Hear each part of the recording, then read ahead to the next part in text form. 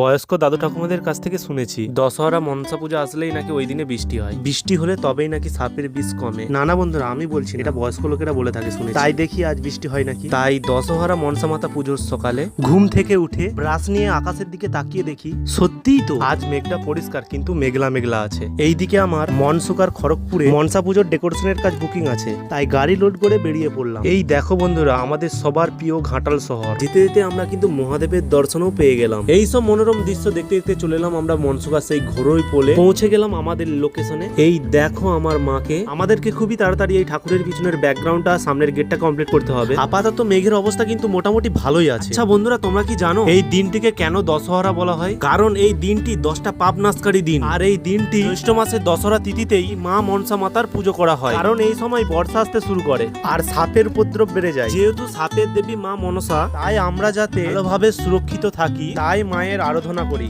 এই দেখো বন্ধুরা, আমাদের কাজটা কিন্তু পুরোটাই কমপ্লিট হয়ে গেছে। আর কাজটা ভালো লাগলে অবশ্যই একটা লাইক করে দিও। ওই দিন আমাদের এতটাই ভাগ্য ভালো ছিল যে ঘাটাল মনসাতলায় এসে আমরা মায়ের প্রসাদও পেয়ে গেলাম। জয় মা মনসা।